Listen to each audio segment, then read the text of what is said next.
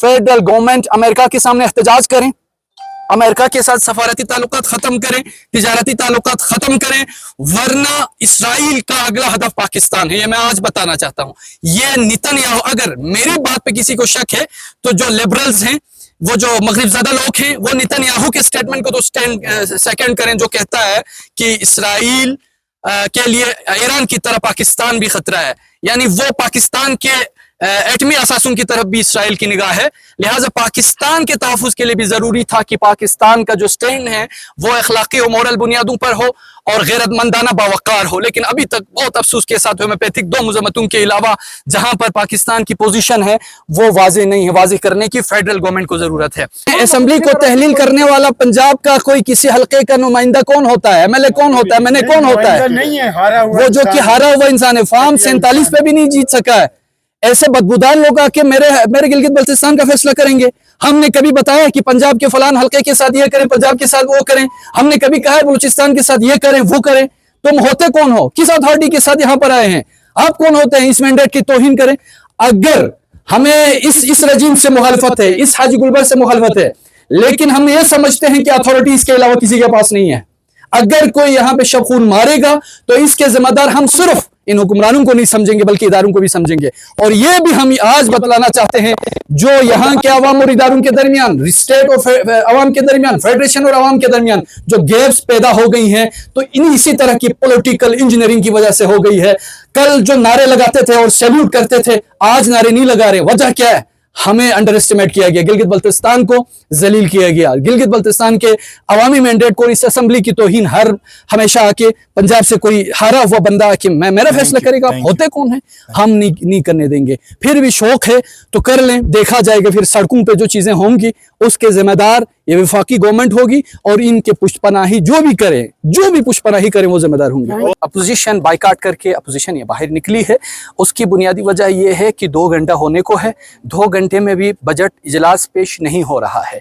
शनीद है कि जो कैबिनेट की मीटिंग है उसके मिनट्स अभी तक अप्रूव नहीं हुए, उस पर साइन नहीं हुआ है। शनीद ये है, ये आप कंफर्म करें। तीसरी बात, हमने अपोजिशन की तरफ से पाकिस्तान तहरीक इंसाफ के जनरल सेक्रेटरी वज़ीर सलीम की तरफ से, मेरी तरफ से और शेख रजाई साहब की तरफ से हालिया जो कशीदगी की सूरत हाल है, ईरान पर हमला है, इसराइल ईरान जंग के हवाले से, मशरिक़ वस्ता में जो कशीदगी हो रही है उसके हवाले से हमने जो करारदाद पेश की थी, उस करारदाद को भी इंटैक्ट नहीं रखा जा रहा, उस करारदाद को शामिल नहीं किया गया। और हमें ये बतलाया गया, मैंने जाके स्पीकर से जब कहा तो उन्होंने कहा अमजद एडवोकेट साहब ने कोई करारदाद लाई है, आप उस करारदाद को इंडोर्स करें और आप अपना नुक्ता बयान करें। तो हमने कहा ठीक है। जब उस करारदाद को पढ़ी, आपके सामने वो करारदाद भी आ जाएगी। वो एक तरह की होम्योपैथिक रेजोल्यूशन थी, इसराइल के अमेरिका के हमले की मजम्मत की थी बड़े होम्योपैथिक वे में। हमने कहा चलो ठीक है, HBA अगर वो करारदाद गुजरी, मेरी करारदाद नहीं गुजरी है, तो अमजद साहब की करारदाद की हम हिमायत भी करेंगे और अपना नुक्ता नज़र भी पेश करेंगे और हम वाज़ी कर देंगे करारदाद में सिर्फ मजम्मत नहीं चलेगी, हम उन रूस की तरफ जाना चाहेंगे। अभी हम असेंबली में बैठे हैं, एक और करारदाद आती है, अमजद साहब की करारदाद को वापस लेके शम्सलोन की तरफ से करारदाद टेबल की जाती है। मुझे नहीं पता, अब अमजद साहब ने इंग्लिश में करारदाद लाई है और शम्सलोन ने भी इंग्लिश में करारदाद लाई है। अब दूसरी करारदाद पहली वाली करारदाद को निगेट करती है या नहीं करती अपनी जगह पे, लेकिन ये ज़रूरत क्यों पेश आती है जो कि शम्सलोन की करारदाद भी HBA से नहीं गुजरी है। और हमने अपनी करारदाद में अमेरिका के हमले को, इसराइल के वजूद को नाजायज़ करार दिया, इलिजिटिमेट करार दिया और इंसानी हुकूक की पामाली करार दी, जंगी जराइम करार दिया, अमेरिका को इस्तेमार आलमी साम्राज्य का नुमाइंदा करार दिया। इस करारदाद में हमने विफाकी गवर्नमेंट से मुतालबा किया था, आपकी होम्योपैथिक मजम्मत से काम नहीं चलेगा। आपने इस ट्रम्प को जो जंगी जराइम में मुब्तला है, जो पूरी दुनिया में फसाद की जड़ है अमेरिका और उसकी तमाम तर पॉलिसीज इंसानियत के खिलाफ है, आपने नामजद करके फेडरल गवर्नमेंट ने आपने पाकिस्तान के खारिजा पॉलिसी की भी तौहीन की है, यहाँ के अवाम की भी तौहीन की है। जिस दिन आपने उनको नोबेल प्राइज के लिए नॉमिनेट किया उसके अगले दिन वो हमला करता है, आप उस नॉमिनेशन को वापस ले लें। पहला नुक्ता ये था। दूसरा, हमारा इस करारदाद में नुक्ता ये था कि पाकिस्तान की सरजमीन, इस वतन की सरजमीन किसी मुस्लिम मुल्क के खिलाफ इस्तेमाल ना हो, इसकी फजा किसी मुस्लिम मुल्क के लिए इस्तेमाल ना हो। یہ ہماری قرارداد کی بنیاد تھی، دو بنیادیں. اور تیسری جو بنیاد تھی وہ یہ امریکہ کی بنائی ہوئی رجیم نہیں کر سکتی، حکومت نہیں کر سکتی، لیکن ہماری طرف سے قرارداد تو گئی تھی. وہ قرارداد یہ تھی کہ اب آئیں بجٹ کی طرف. بجٹ جب پیش ہوگا تو اس پہ بھی ہم آپریشن کریں گے. البتہ اتنا بتا دوں، میں گلگت بلتستان کے 24 حلقوں کے عوام کو میں یہ بتلا دوں، میرے غریب عوام کو جن کے پاس بجلی نہیں ہے، جن کو پینے کو پانی نہیں ہے، جن کی سڑکیں نہیں ہیں، جن کی تعلیم ٹھیک نہیں ہے، میں یہ نہیں کہتا جادو کی چھڑی سے سب کو ٹھیک کیا جا سکتا ہے، لیکن ہر سال اس میں ایڈیشن ہوتی ہے، ہر سال فیسلٹیز میں اضافہ ہوتا ہے اور کوشش ہوتی ہے کہ جو مسائل ہیں ان کا حل ہو. لیکن یہ جو اے ڈی پی بنی ہے، کسی حلقے میں ایک ڈسپنسری نہیں ہے، 1 انچ سڑک نہیں ہے، 1 انچ پائپ نہیں ہے، ایک بلب لگانے کے پیسے نہیں رکھے گئے ہیں. یہ سو کال بجٹ، اس بجٹ میں عوام کو اکثر نظر انداز کر دیا گیا ہے.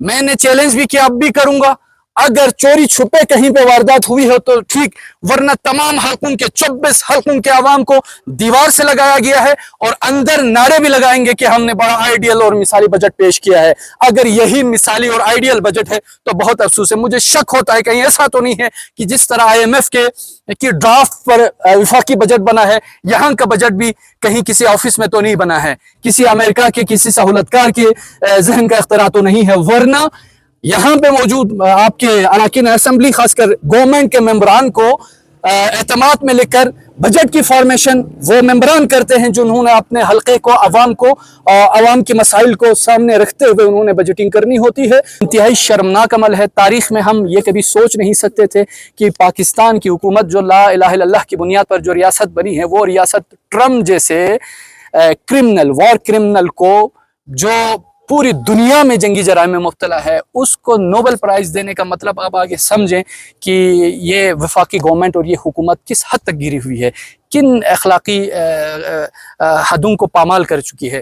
اس حکومت سے میں یہ بعید نہیں ہے کہ یہ پاکستان کو اسرائیل کی آمجگاہ بنا دیں، یہ اسرائیل کا دوسرا ہدف بنا دیں. جو کمیٹی وہاں سے پاکستان مسلم لیگ نون کی یہاں آئی ہے، وہ خود اس کے ذمہ دار ہے، اس جرم میں برابر کی شریک ہے.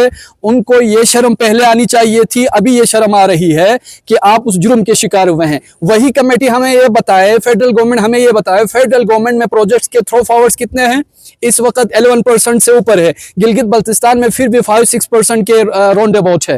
تو تھرو فارورڈ ہر علاقے میں، ہر ریجن میں ہوتا ہے، لیکن ایسا نہیں ہے کہ 100 سالوں تک محیط ہو. البتہ یہ بتا دوں، گلگت بلتستان میں جو فائنینشیل irregularities یہاں پہ ہوئی ہے، ریسورسز کی ڈسٹریبیوشن غیر منصفانہ جس انداز میں ہوئی ہے، گلگت بلتستان کے باقی حلقے ایک حلقے کا قرض اتارتا گزرے گا 10 سال کے لیے. اگر آپ نے اس کو تقسیم کو اگر بنیاد بنا کر دیکھنی ہے آپ نے، تو آپ پریشان ہو جائیں گے. ایسا لگ رہا ہے کہ گلگت بلتستان کو کسی ایک حلقے کے لیے ذبح کیا جا رہا ہے. لیکن میں یہ بتلا دوں، ہم اس حلقے میں ڈیولپمنٹ کے مخالف نہیں ہیں، لیکن 4 ارب سے زیادہ ایک حلقے میں ڈالا ہے. اور جو یہاں پہ دفاع کرنے والا یا جو کمیٹی کا ہیڈ ہے یا جن جماعتوں کی وجہ سے حکومت بنی ہوئی ہے، ان کے سربراہان کے حلقے میں 10 کروڑ بھی نہیں ہے.